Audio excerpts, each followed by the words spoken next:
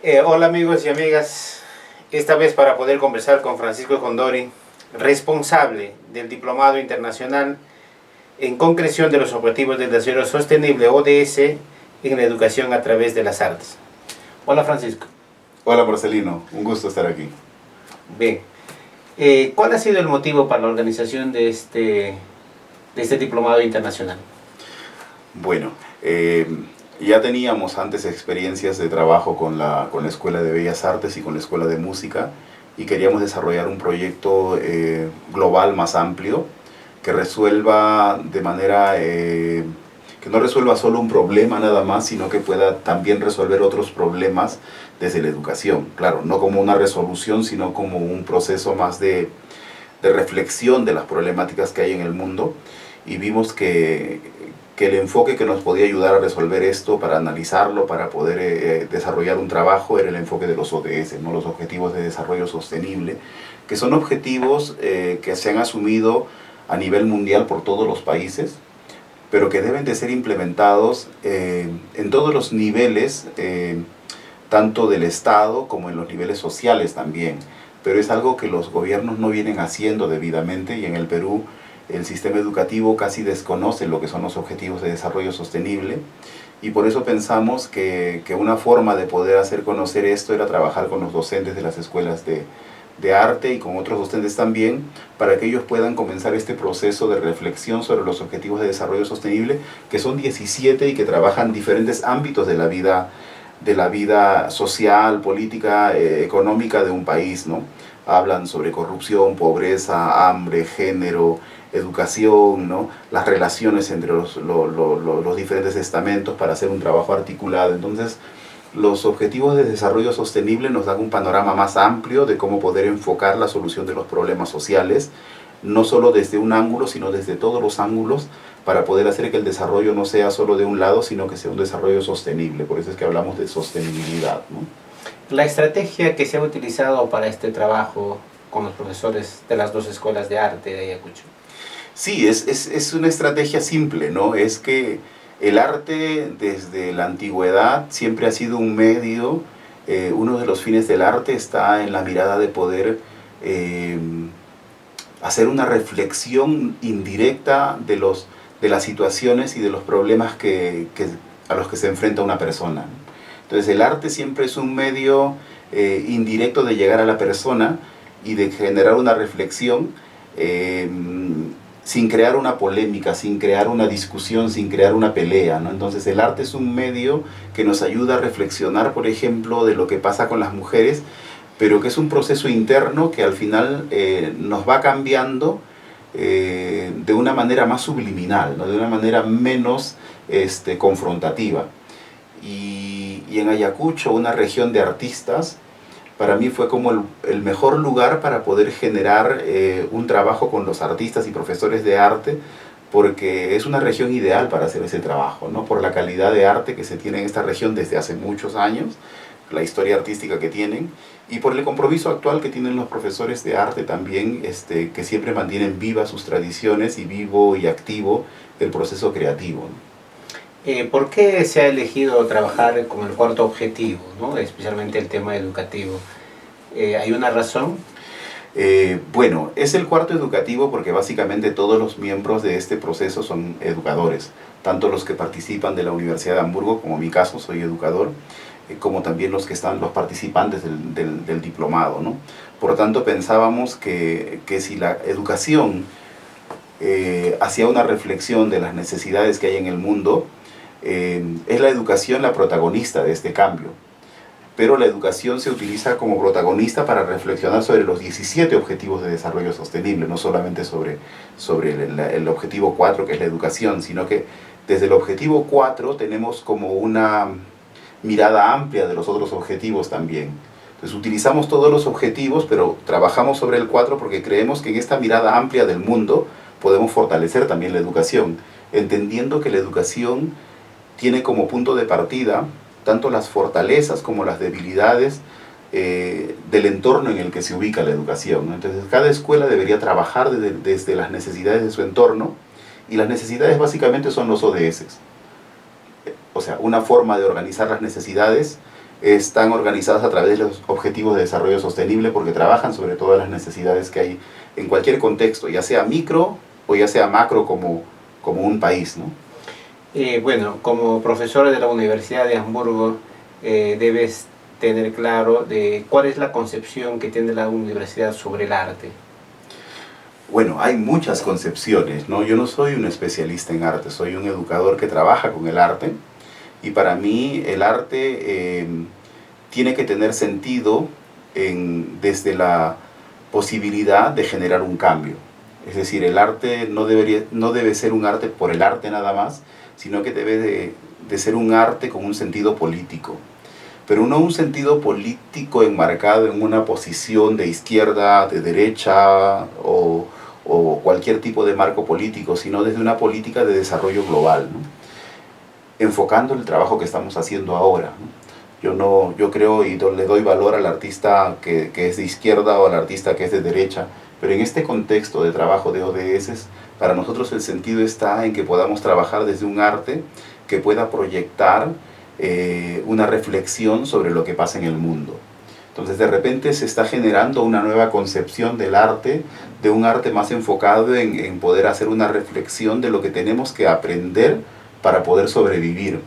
Y el arte puede ayudarnos a ese cambio, ¿no? De poder reflexionar sobre los problemas que tenemos y reflexionar de una manera tal que la gente pueda conmoverse por lo que está pasando y proponer un cambio positivo para poder ayudar a la solución de esos problemas. Como educador, bueno, sabemos, y algunas personas saben de manera muy somera, de cuán importante es el uso del arte en la primera infancia, en la segunda infancia. ¿Por qué se tiene que practicar el arte en estas dos primeras etapas del desarrollo de la humanidad? Bueno, yo creo que el acercamiento al arte debe tener diferentes momentos, ¿no? Los niños pequeños, obviamente que el arte que ellos deben de practicar es un arte que no tiene que ver quizás con conceptos de arte, solo tiene que tener la posibilidad de generar a través del juego el desarrollo creativo del niño, ¿no? En una primera parte de su infancia. Y poco a poco ir introduciendo aspectos mucho más elaborados en relación con algunas prácticas artísticas, ¿no? En nuestro país, lamentablemente, el arte no se promueve como debería de promoverse, ¿no? Por tanto, la enseñanza del arte en los niveles inicial y primaria no está a manos de artistas normalmente, ¿no? Sino a manos de profesores de inicial o profesores de primaria que no tienen un concepto de arte claro. Si nosotros tuviéramos un país más comprometido con la educación, debería darse la posibilidad de que los niños desde inicial y primaria ya puedan contar con especialistas de arte que conocen bien los procesos de cómo ir manejando el concepto del arte desde la primera infancia y pueden ir llevando a los niños en este proceso para que al terminar la secundaria el adolescente ya tenga una noción sobre el arte y pueda decidir si él quiere ser artista y acercarse al arte como una profesión, ya habilidades desarrolladas.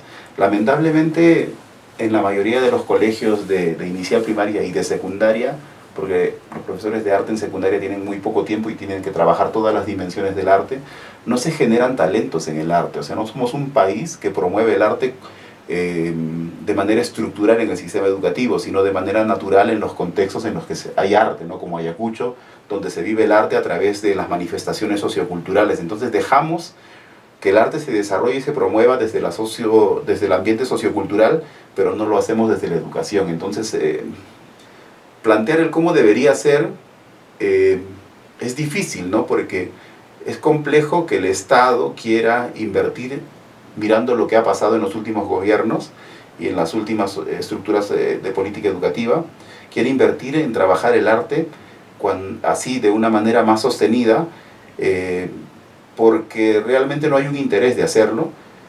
Por eso es que también quizás estas experiencias que se han ido desarrollando de profesores de nivel superior trabajando en proyectos con primera infancia, con primaria, son interesantes porque dan una idea de cómo podemos lograr cambios en el niño cuando se le da técnicas, cuando se le da procesos a partir de lo que un especialista puede hacer, ¿no? Entonces hoy, por ejemplo, un proyecto de un profesor que trabajó con niños de primaria, donde él ha demostrado cómo el niño ha aprendido, cómo llegó al taller y cómo salió del taller. Lamentablemente esos niños aprendieron bastante en un periodo corto. Imaginemos que esos niños puedan hacer eso de manera permanente durante los 6 años de la primaria y que luego en la secundaria puedan seguir sosteniendo esas prácticas. ¿Te imaginas la calidad de egresados en secundaria y la calidad de talentos que podríamos tener en el nivel superior?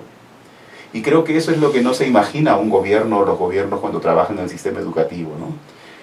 Trabajan desde conceptos planos y llanos, generales, pero no desde el desarrollo de talentos. Y el Perú es un país lleno de talentos en el arte, pero no se promueve. Claro, el trabajo que yo hice era generalmente un poco identificar, no descubrirlo, identificar quiénes son esos artistas en la Escuela de Bellas Artes y cómo de repente su práctica en la infancia ha hecho de que ellos sean diferentes. No solo que son diferentes, sino que también se han convertido en personas que ya ayudan a la familia, y gracias a esa práctica del arte ahora puede mantenerse con eso. Bueno, yo he visto claramente lo que tú has hecho y veo que no solamente son personas que tienen un arte, ¿no? Hay multiartistas, ¿no?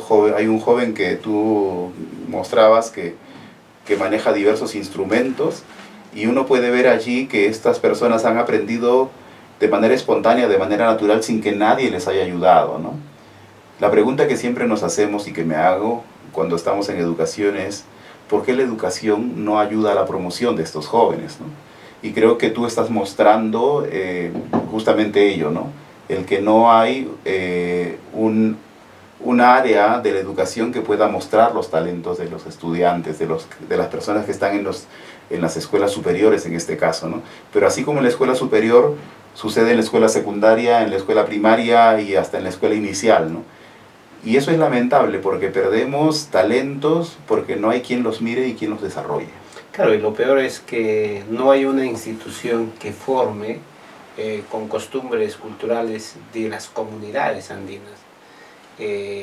No está, nosotros como escuela no cogemos esa como una forma de formación para que ellos puedan enfrentar una cosa viva, ¿no? Que la cultura andina sigue viva en nuestra sociedad y hasta ahora estamos de espaldas a eso, no solo los profesores sino también los políticos, ¿no? Y pasando de repente a otro punto, estamos, bueno, tú como peruano debes tener una idea de todo lo que está sucediendo en América Latina. ¿Cuál es tu parecer y por qué crees que es este momento tan especial en el que estamos viviendo? Bueno, América Latina está convulsionada, ¿no? Y convulsionada yo creo de manera positiva en varios países, porque son protestas que no tienen que ver, como decía antes, con una mirada de partido tampoco, ¿no? Sino son protestas que nacen de las necesidades de una vida mejor. Y creo que estas propuestas son válidas, ¿no? Son válidas totalmente y que demuestran la inequidad de los países, ¿no? Que Chile es una de las potencias económicas de Latinoamérica, pero uno puede ver que en Chile la inequidad es bastante grande y la gente se ha dado cuenta que no puede sostener el futuro de ellos viviendo como vive, que no se puede vivir solo para pagar un seguro, para pagar una educación y después no tener nada de dinero para comer mejor, para poder tener un ambiente más agradable de vida. Es decir, no podemos hablar de desarrollo si la mayoría de las personas en un país no tienen las posibilidades de poder planificar un futuro claramente. Y lo mismo pasa en el Perú, obviamente que es otro contexto, pero igual pasa en casi toda Latinoamérica, ¿no? Los niveles de pobreza son altos, que a veces se esconden en las estadísticas, ¿no? Con el hecho de que la gente pueda ganar una cantidad de dinero, que tenga ciertos recursos para poder acceder a servicios, pero todavía eso no habla de las otras necesidades que tienen de poder soñar un futuro mejor, de poder planificar un futuro para los hijos, de poder planificar un futuro como familia, que son cosas que para la mayoría de los latinoamericanos están todavía lejos de la realidad. Y en ese sentido creo que Latinoamérica está dando un paso nuevo hacia una estructura de gobierno que pueda ser más honesta para todos y que pueda responder mejor a las necesidades de los que más lo necesitan. Y creo que ahí, si Chile termina este proceso bien y si hace un cambio de su constitución para generar una equidad donde los que ganan más paguen más y donde los que tienen menos tengan mejores oportunidades para desarrollar, creo que eso puede ser un ejemplo para todos los países latinoamericanos, ¿no? Y no solo latinoamericanos, sino para el mundo, ¿no? Porque esta situación no solo se vive en Latinoamérica, sino también en otras partes del mundo. Claro, hacía esta pregunta porque esto de los objetivos al desarrollo sostenible son acuerdos entre países, ¿no? Sí. Y cómo los países de repente no cogen esas políticas para implementarlo. Y el trabajo de la ONU no solo es de ahora, es de años, ¿no? ¿Y a qué se debe de que los gobiernos de turno o nuestras autoridades políticas no asuman esa responsabilidad de esos acuerdos internacionales? Bueno, para mí es simple, ¿no? Es que asumen los acuerdos solo porque son acuerdos de todos y porque no quieren desentonar, porque quieren mantenerse dentro de los grupos, digamos, de cierto poder, de cierto nivel de poder. No sé, son grupos establecidos a nivel mundial de los que tú no puedes salir, ¿no? Porque tú no puedes dejar de ser parte de la ONU porque hay una serie de derechos que también eso te da. Pero del otro lado se genera un compromiso en el papel que no responde a una práctica. Y no responde a una práctica porque nos hemos acostumbrado a vivir de leyes que no se practican, de leyes que solo están en el papel y de normas que están en el papel, pero nos falta hacer un cambio más social sobre estas cosas, ¿no? Hacer que la política arribe a los contextos sociales y a la persona misma. Y creo que por ahí estamos lejos todavía en el ámbito, por ejemplo, de los ODS, en la reflexión que deberían tener en los temas de salud, en los temas de educación y en otros ámbitos, ¿no? Todavía no se han generado prácticas que permitan decir que los ODS están llegando a todos, que se están cumpliendo con los objetivos para con todos, ¿no? Que los objetivos que se plantean de reducir la pobreza, los objetivos que se plantean de hacer una educación más equitativa, todavía están lejos del alcance de las personas. Y hemos visto en el último informe de PISA que nuestro país es uno de los países más desiguales en educación. Y eso demuestra desde un ángulo nada más que esa desigualdad se representa en que los colegios del Estado, estatales, tienen menos resultados que los colegios privados, que las mujeres o las niñas tienen menores resultados que los varones.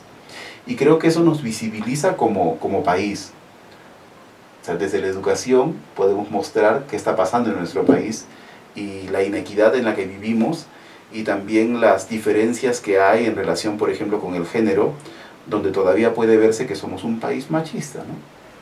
Algo que también se ha podido ver con los profesores que hemos tenido en este diplomado, de que hay personas que se han especializado en objetivos de los ODS, no en objetivos de desarrollo sostenible, que en otros países las universidades tienen un compromiso y forman o capacitan o instituciones. Lo que por vez primera ahora se da con este diplomado en caso de nosotros, ¿no? Sí. ¿Cuán importante es que después de un acuerdo las instituciones que tienen que capacitar, que tienen que formar, tengan que asumir esto y formarlos profesionalmente para que puedan asesorar adecuadamente no solo a los políticos nacionales, sino también a los políticos provinciales o regionales, ¿no? Bueno, lo interesante de esto es que en regiones como Ayacucho el rol de la educación es importante, ¿no? Porque todo está muy concentrado. Por ejemplo, la educación y los otros sectores trabajan de una manera más cercana, ¿no? Y hay casos de profesores que asumen gobiernos regionales o son alcaldes, ¿no? Y eso da una posibilidad también de que ahora los que se están formando, pues de un lado ellos mismos puedan tener un rol político y de hacer una reflexión sobre cómo trabajar los ODS tanto en la institución, en este caso cada escuela de Bellas Artes o de arte, como también ellos de manera personal lo puedan promover en su contexto natural, social, o también a través de sus participaciones políticas si es que las tienen. Entonces creo que Ayacucho es una región ideal para poder hacer un trabajo político también, y que este trabajo al final pueda contagiarse hacia otros sectores, no solo educativos, sino también otros sectores de Estado, ¿no? Que es la idea. Pero la idea principal es pues, que esta reflexión educativa llegue a nuestros estudiantes, ¿no? En todos los niveles educativos, es decir, que primero a los docentes que se están formando en las escuelas y que ellos a su vez lo hagan con sus futuros alumnos en las escuelas primarias, secundarias donde van a trabajar. He escuchado a muchos de mis colegas que dicen que no soy político. ¿Cuál es, con la experiencia que tú tienes, cuál es el rol político que tienen los profesores? Bueno, creo que quizás cuando decimos que no somos políticos nos referimos quizás, nos alejamos de esa política que está llena de corrupción, llena de ejemplos negativos, ¿no?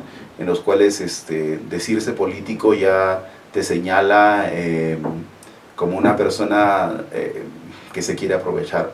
Creo que en un país, en cualquier contexto, todos somos políticos, ¿no? Porque tenemos que decidir quiénes nos van a gobernar, porque tenemos que participar de las leyes, porque tenemos que participar socialmente.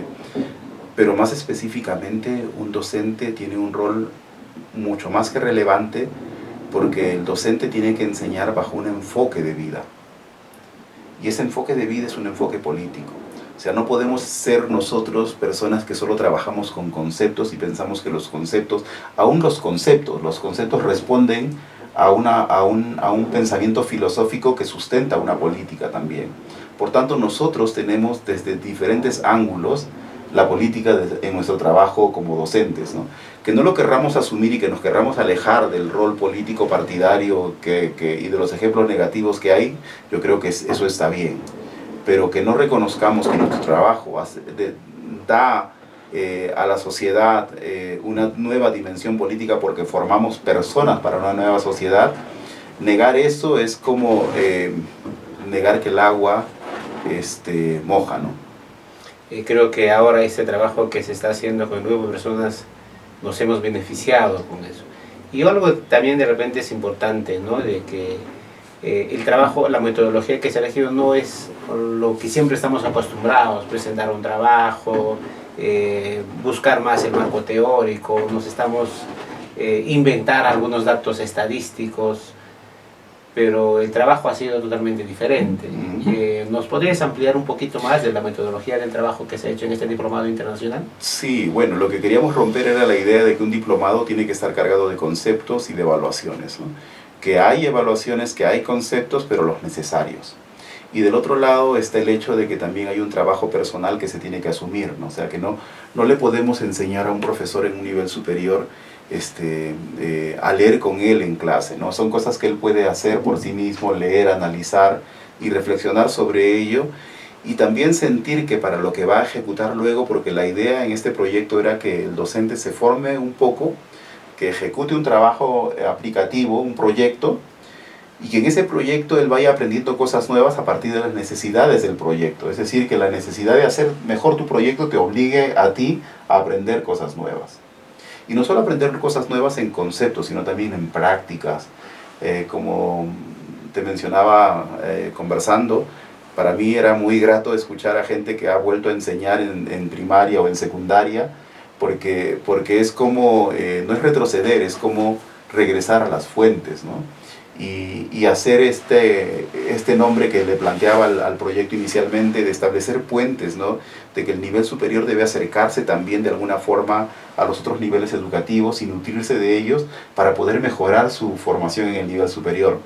Entonces creo que la metodología dio la oportunidad de la apertura a aprender lo que uno quería aprender, de recibir una formación básica con conceptos más o menos específicos, pero sobre todo generar un proyecto aplicativo que luego que pueda convertirse en una pequeña investigación que tiene un sustento teórico mínimo, básico, claro, y que no se llena de argumentos solo por llenarlos, ¿no? Sino que solo sustenta, la idea es que tengas 2 o 3 conceptos claros y que luego tú narres cómo esos conceptos te ayudaron a desarrollar tu proyecto.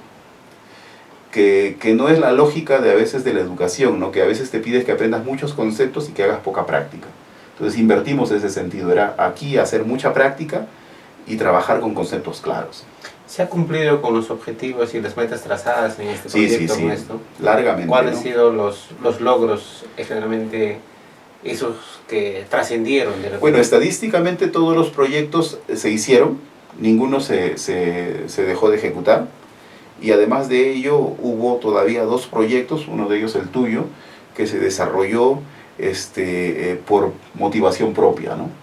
Entonces este proyecto tuvo 11 proyectos que estaban dirigidos o financiados, y tuvo 2 proyectos que fueron autofinanciados y motivados por el propio deseo de los participantes, es decir, que superamos el 100% de logro, porque se incorporaron nuevos proyectos que aportaron una calidad mayor a lo que estábamos alcanzando, ¿no? Y eso para mí es muy, me da mucha alegría, ¿no? Porque creo que el compromiso mostrado por los maestros superó las expectativas iniciales. Yo esperaba que de repente 2 o 3 proyectos no funcionaran, y no esperaba que haya 2 proyectos adicionales, es decir, funcionaron todos más 2 adicionales. Ya desde ese dato tú puedes analizar que lo que hicimos superó largamente las expectativas, y ya contarte en detalle los logros de cada proyecto, pues ya son varias entrevistas, ¿no?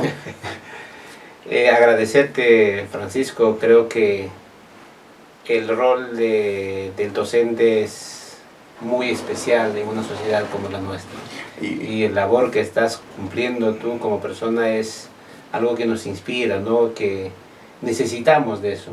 Bueno, soy un mediador únicamente, estoy tratando de acompañar desde lo que puedo, aprovechando la plataforma de la Universidad de Hamburgo, y más bien yo te agradezco porque eres un difusor, ¿no? Y un difusor de lo que tiene, del talento que tiene Ayacucho, y creo que debes de seguir en esta ruta, y pues ya veremos cómo apoyamos también tu proyecto, ¿no?